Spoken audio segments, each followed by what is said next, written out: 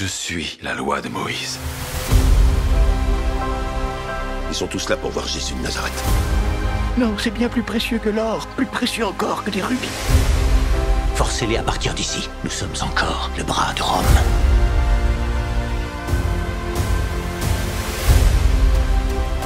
Celui qui entend les paroles que je dis là et les met en pratique est comparable à un homme prévoyant qui a construit sa maison sur le roc. Celui qui a des oreilles, qu'il puisse entendre. Bonjour, bonjour. Bienvenue à vous qui nous rejoignez pour cet nouvel épisode de The Chosen. Nous sommes dans la saison 3, épisode 6. Salut Dani, comment vas-tu? Salut Sabrina, bah ça va très bien, très En bien. pleine Et toi? forme? Ouais, comme d'hab. Ça fait plaisir en tout cas de vous retrouver. C'est vrai que c'est une période estivale et d'ailleurs pour info, cet épisode on l'a pré-enregistré. On est quelques jours au soleil, n'est-ce pas Dani? Ouais, au soleil, enfin certains ont encore la pluie. Moi je suis content. À Marseille, il fait tout beau. En tout cas, j'espère que vous passez un bel été. Aujourd'hui, on va parler d'un épisode très important. Il s'intitule Intensité sous-tente. C'est un épisode très attendu avec de nouveaux personnages, n'est-ce pas, Dani, comme celui de Ponce Pilate qui font leur apparition. Et c'est un épisode également où on va parler d'énormément de sujets qui nous concernent au quotidien. Donc vraiment, vous êtes au bon endroit, au bon moment. Profitez de l'épisode parce que malheureusement, il ne va pas rester très longtemps sur notre chaîne YouTube pour des questions de droit. Bien sûr, vous pouvez vous rendre sur le site thechosen.fr, inscrivez-vous et vous aurez accès à tous les épisodes. Et ne manquez surtout pas de vous abonner aussi à notre chaîne YouTube. On est ravis de lire vos commentaires et tous vos messages à chaque fois. Ça fait vraiment plaisir, n'est-ce pas, Dani? Mais bien sûr, ça fait. Alors, au-delà que ça fasse plaisir, ça nous permet d'améliorer les lives et puis tout simplement de pouvoir voir que voilà, vous êtes avec nous aussi. Donc c'est très cool. Donc n'hésitez pas à réagir, à mettre un pouce aussi en l'air si jamais ça vous plaît comme contenu. Et puis on va pouvoir se plonger, je pense, avec une personne qu'on connaît déjà très bien, Sabrina.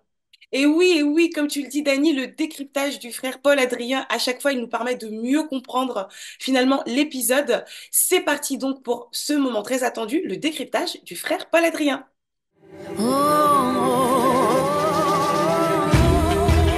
Bonjour, je suis le frère Paul-Adrien d'Ardemar et je suis avec vous pour parler aujourd'hui de The Chosen, saison 3, épisode 6. On avance dans la saison numéro 3. Je voudrais vous parler aujourd'hui de 3 principales choses. Ponce Pilate, qui est la grande figure que l'on attendait peut-être pas avec autant d'impatience que Judas, mais quand même pas loin et qui fait enfin son apparition. Et puis ensuite, je voudrais vous parler de la Décapolis et de l'apostolat, et puis aussi de la vie en communauté et de l'amour fraternel, ou plutôt là, en l'occurrence, de l'amour sororal, c'est-à-dire entre femmes. Je commence avec Ponce Pilate, et c'est curieux parce que pour une fois, la série ne fait pas comme elle fait d'habitude. D'habitude, quand on introduit un personnage, la série essaye de partir des clichés que l'on a pour pas trop nous bousculer, quitte ensuite à essayer de nous faire avancer un petit peu. Par exemple, souvenez-vous sur Joseph. Joseph, l'image que l'on a de Joseph, c'est qu'il est charpentier. En grec, c'est un teknon, artisan charpentier. Et donc là, on voyait comment la série présentait Joseph comme un charpentier, pour pas trop nous bousculer. Et en même temps, comment est-ce qu'elle suggérait que Joseph était peut-être plus que ça. Bon, ça, c'est comment la série fait d'habitude. Ne pas trop nous bousculer. Là, pour Ponce Pilate, c'est l'inverse, parce que là, on est complètement à... On reprend pas les clichés que l'on a d'habitude sur Ponce Pilate. Par exemple, regardez sa femme. La première chose qui m'a frappé en voyant sa femme, c'est qu'elle avait les cheveux courts. Alors, je suppose qu'encore une fois, pour nombre de spectateurs, ça permettra de donner un coup moderne à la série. Mais dans l'Antiquité, les cheveux courts, c'était réservé aux esclaves. Bon, par contre, c'est vrai que là, on nous la présente comme étant superstitieuse et qu'il y a beaucoup de songes, ce qui est vrai. Souvenez-vous, dans la Passion, c'est bien la femme de Ponce Pilate qui aura un songe pour dire à Ponce Pilate de ne pas crucifier Jésus. Parce que les Romains vivaient dans un monde rempli de surnaturel, qu'il y avait des dieux, il y avait des demi-dieux, et donc que Jésus soit une sorte de demi-dieu païen qui soit accompagné de songes, tout ça là allait très bien dans le folklore religieux romain, folklore auquel la femme de Ponce Pilate manifestement était complètement partie prenante. Avec le serpent, qui est symbole du mal dans la Bible, mais qui est aussi symbole de guérison dans la littérature et dans la religion païenne. Ok, ça c'est pour la femme de Ponce Pilate. Ponce Pilate, lui, nous est présenté comme étant jeune.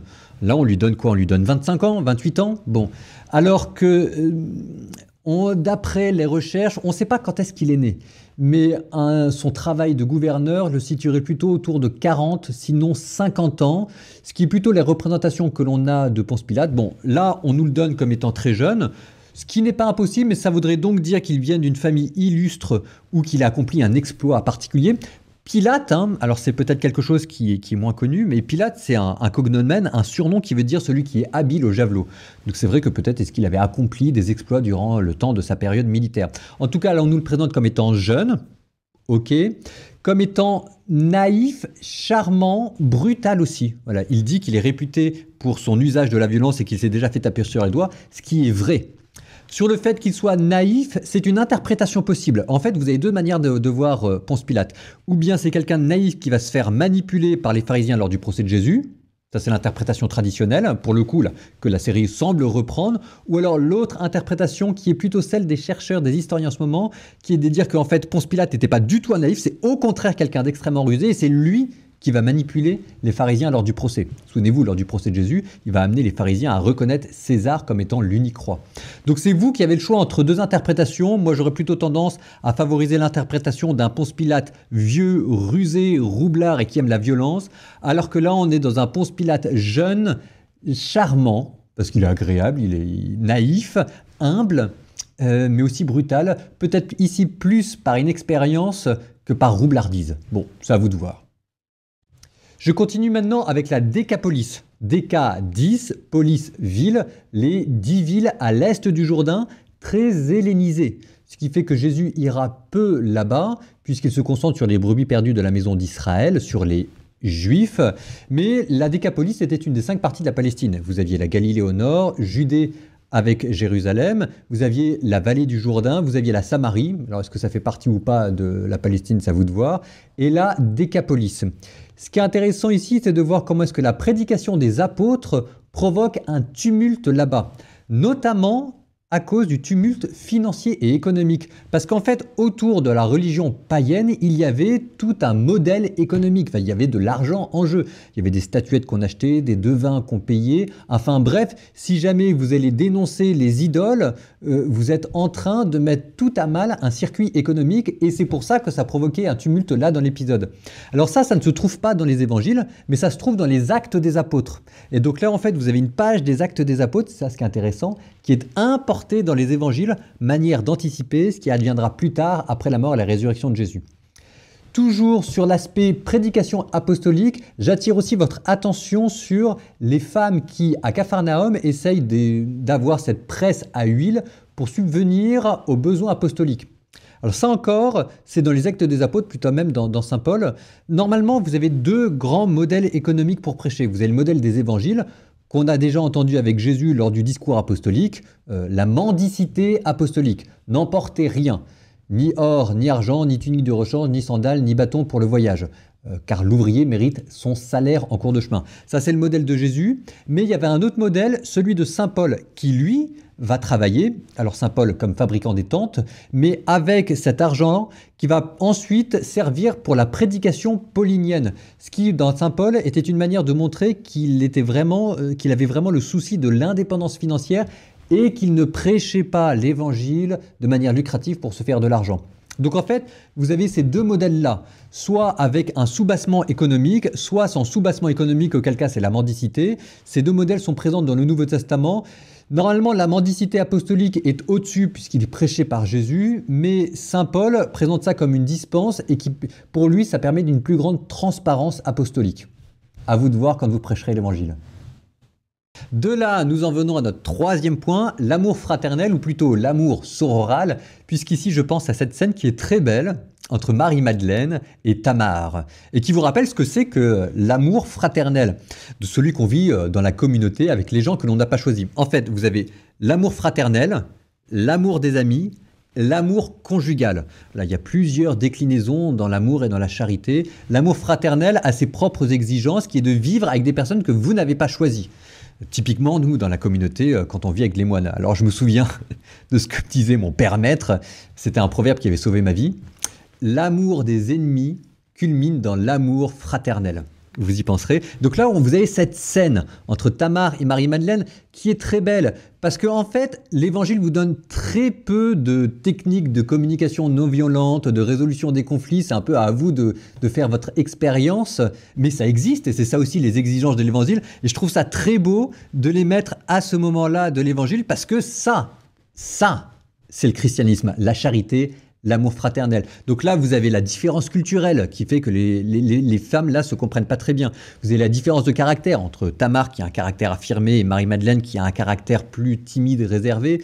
Vous avez aussi le fait qu'il y a de la jalousie entre ces femmes-là, parfaitement. Et puis, vous avez encore autre chose qui est la difficulté que l'on peut parfois avoir à vivre avec des gens blessés. Parce que Marie-Madeleine est blessée, et les gens blessés, c'est parfois plus difficile parce qu'ils sont plus réactifs, plus sensibles. Donc là, c'est très beau de voir à la fois comment est-ce que Marie-Madeleine essaye de prendre sur elle, et c'est pas facile, de voir aussi comment est-ce que Tamar essaye de dire les choses. Et vous voyez comment est-ce que Tamar, qui se présentait comme forte, en fait, a elle aussi ses propres douleurs et ses propres histoires. Je trouve que c'est très juste la manière dont tout cela est mené, et ça vous rappelle que bah oui, il y a les miracles, oui, il y a la résurrection, oui, il y a tout ça, mais l'évangile au ras des pâquerettes, et c'est là d'abord que ça se joue, c'est l'amour fraternel. L'amour des ennemis culmine dans l'amour fraternel, et ça aussi, c'est l'évangile. Alors après, il y aurait encore plein d'autres choses à dire, hein, mais je vous laisse regarder l'épisode et puis profiter de vous-même. C'est un très bel épisode. Enjoy.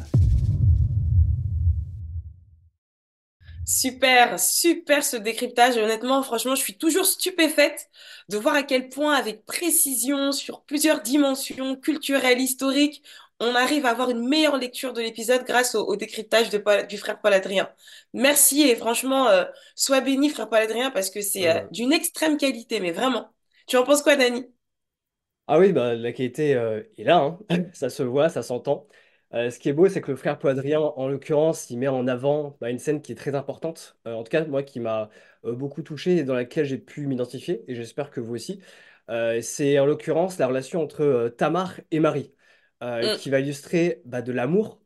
Ici, il y a un mot d'ailleurs que j'ai appris, sororal. Je ne savais pas du tout Mhm. que ça existait. Et on retrouve Sororal, c'est du vrai. coup dans cette relation des conversations entre deux personnes qui apprennent à se connaître, puisqu'elles se connaissent déjà un petit peu, mais elles se connaissent surtout parce qu'elles ont été choisies les deux par Jésus et qu'elles le suivent. Et là, dans cette relation, on peut remarquer quand même que Tamar et Marie, par des différences culturelles, par des caractères aussi qui sont bien différents et qu'à la fois par leur passé, Mm. il y a quand même des distorsions, des discordes qui se créent, il y a des incompréhensions. Et ça, je pense que chacun peut aussi le vivre dans son église, dans son groupe de jeunes, et ces choses peuvent ressortir parce qu'on ne se dit pas tout, ou en tout cas parce qu'on garde aussi des choses pour nous, et ça peut clairement se faire ressentir dans nos relations. Et c'est beau de voir comment The Chosen met en avant ses conflits Mm. à travers ses personnages, mais c'est pas pour autant, surtout, qu'il faut se dire que voilà, c'est parole d'évangile et qu'on se base du coup sur ces conflits, parce que ce type de choses qui sont relevées dans The Chosen ne sont pas forcément dans la Bible. Donc quand Oui. il y a des choses qui sont un peu nouvelles, faites attention aussi à bien lire votre Bible et surtout à ne pas prendre les scènes comme si c'était des scènes qui ont été prises par des chapitres de la Bible. Et Après, c'est intéressant aussi parce que ça contextualise finalement l'épisode, ça l'humanise. Moi, je tout trouve à qu'il y a fait. vraiment une dimension très humaine dans tout ça parce que dans l'Évangile, effectivement, on se doute bien qu'il devait y avoir parfois des difficultés relationnelles. Mais là, le fait de pouvoir les voir à l'écran, ça nous permet déjà de mieux s'identifier, comme tu le disais. Pareil, hein, je me suis complètement reconnue dans cet échange puisque on voit là apparaître leur fragilité, leur Mhm. vulnérabilité, leur sensibilité. C'est pas des choses dont on parle toujours dans la Bible, mais le fait de la voir comme ça, je trouve que ça nous permet finalement de se projeter à travers le personnage et de se dire que on est humain et que justement par l'amour, hein, parce que finalement la relation elle se restaure après par l'amour, on peut tout faire et je trouve que c'est vraiment excellent comme tu le disais. Alors moi ce qui m'a le plus touché c'est plus la partie effectivement avec Pierre et Eden et les preuves qu'ils traversent, mais On va en reparler juste après, parce que figure-toi que dans la vidéo de Two Disciples qu'on va diffuser aujourd'hui, Dani, figure-toi qu'il y a un focus sur le personnage d'Eden, l'un de mes personnages préférés d'ailleurs de cette saison. Alors je vous propose de le découvrir tous ensemble. C'est parti pour Two Disciples et le focus sur Eden.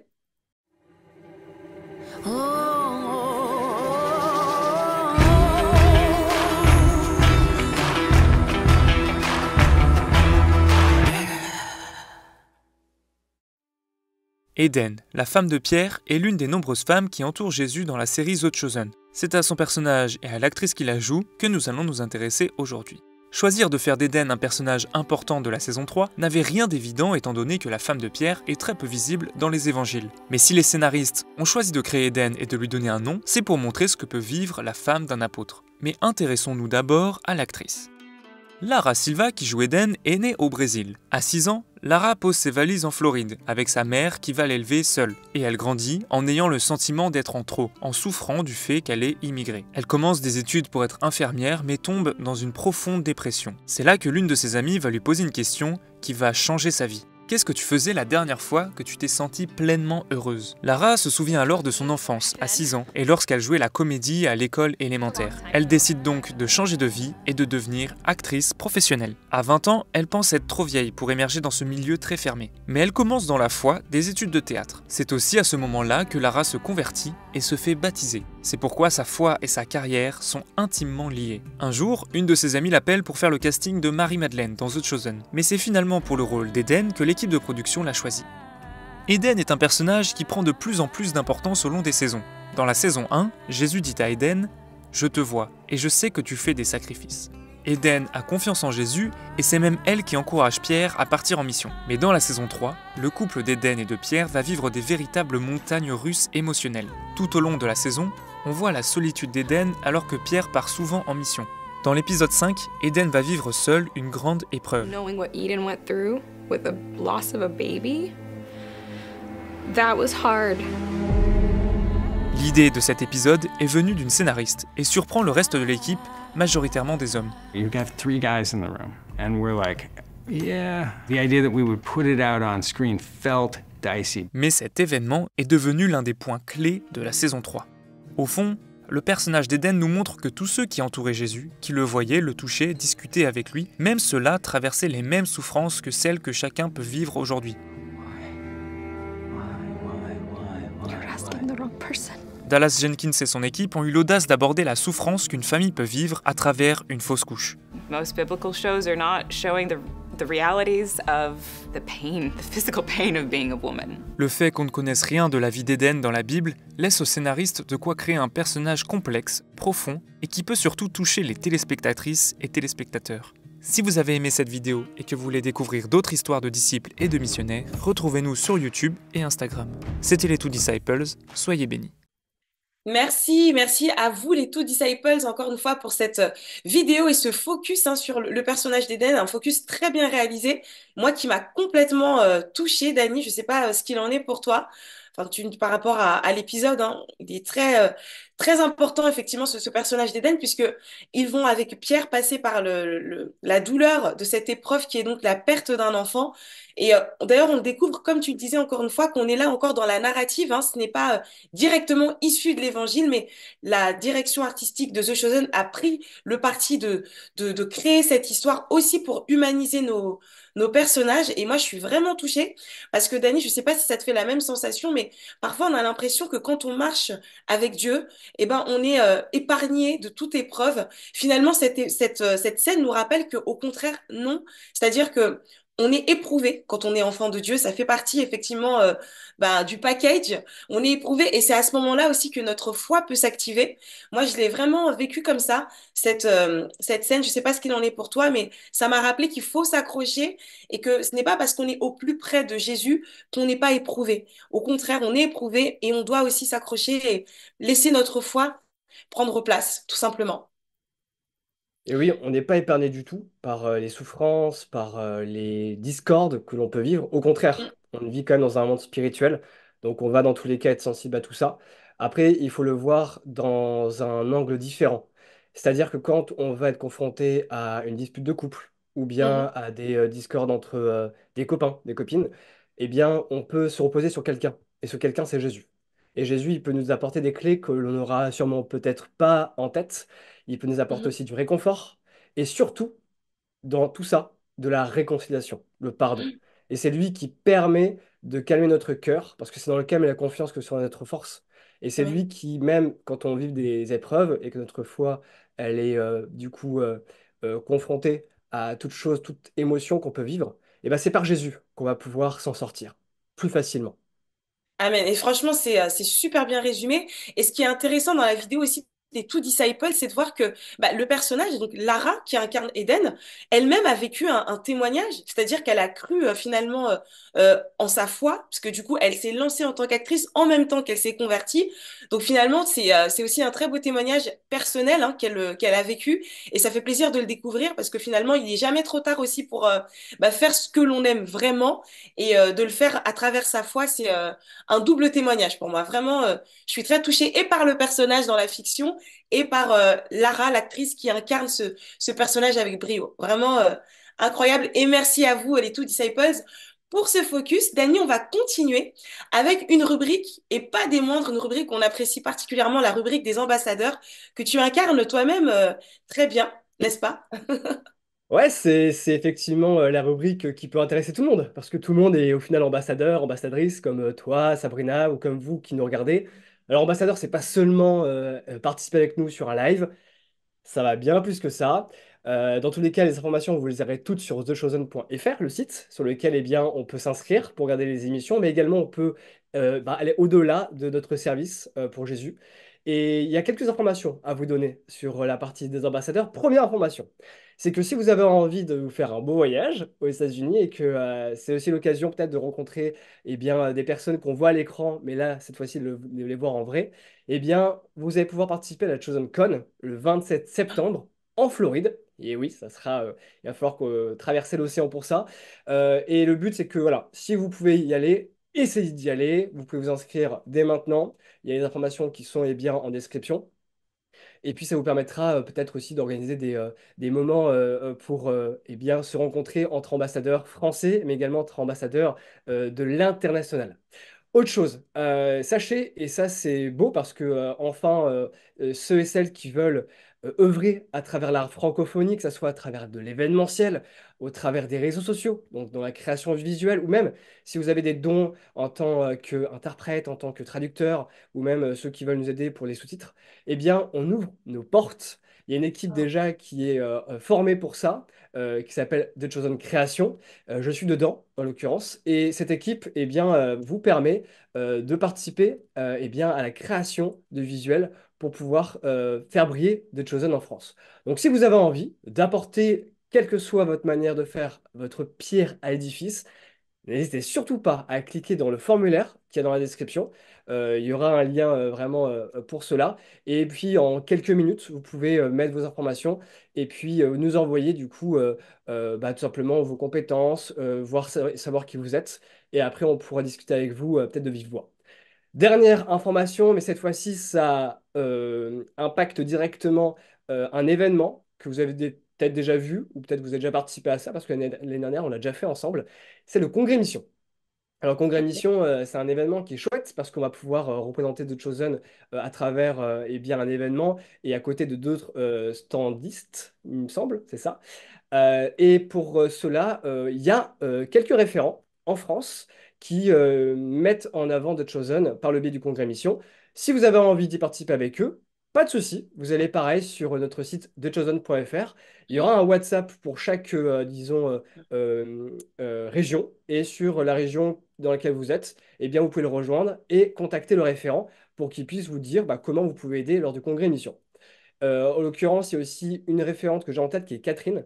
Alors, je ne sais même plus dans quelle Mhm. région elle se situe, mais en tout cas, vous pourrez la contacter par le site web et vous pouvez tout simplement lui apporter tout ce dont elle a besoin pour qu'elle puisse organiser avec vous le congrès mission. Ceci dit, je pense que Sabrina, tu as d'autres choses à partager à nos chers ambassadeurs. Merci Dani hein, pour toutes ces infos, mais ce qui est incroyable, c'est que tu nous rappelles surtout que finalement The Chosen, c'est vraiment une plateforme inclusive qui permet à toutes les personnes qui veulent mettre à disposition leurs dons, leurs talents, leur temps pour faire avancer effectivement ce mouvement, parce que pour moi The Chosen, c'est véritablement un mouvement, et ben vous pouvez le faire, et c'est juste plaisant de voir voilà, qu'on peut être des jeunes, moins jeunes, on peut en tout cas être vraiment tous ensemble dans ce mouvement. Donc rendez-vous sur le site, comme le disait Dani, c'est vraiment une plateforme inclusive dédiée à toutes les personnes qui se sentent impliquées et qui veulent s'impliquer à travers des événements ou autres. Merci Dani hein, pour cette Avec superbe plaisir. information. Alors, on va pas trop vous faire attendre, on le sait, hein, vous voulez le voir cet épisode 6, ce sera dans quelques instants. On le rappelle bien sûr qu'il ne pourra pas rester trop longtemps sur la plateforme YouTube. Rendez-vous sur notre site à nouveau pour vous inscrire, c'est très simple. Et bien sûr, pour avoir accès à tous les épisodes gratuitement. Voilà, je pense qu'on a fait le tour de la question. N'hésitez pas toujours à partager en commentaire vos ressentis, ce que vous avez pensé de nos décryptages, ce que vous avez pensé effectivement de notre focus personnage avec Eden. Dites-nous ce que vous pensez, c'est vraiment très important pour nous d'avoir vos ressentis. Est-ce que Dani, tu as un petit mot à dire à notre communauté avant qu'on balance l'épisode du jour? Bah, enfin, de bonnes vacances pour chacun. Profitez aussi de notre été, hein, avec le soleil qui de base, doit vous permettre quand même de passer du bon temps dehors. Et puis, nous, on se retrouve bah, du coup le mois prochain C'est ça. pour l'épisode 7 C'est de The ça, parce que Chosen. rendez-vous tous les derniers vendredis du mois. Dani, tu fais bien de le rappeler. Tous les derniers rendez-vous du mois, notez-le dans vos agendas. On se retrouve pour un épisode, et en l'occurrence, la prochaine fois, ce sera l'épisode 7.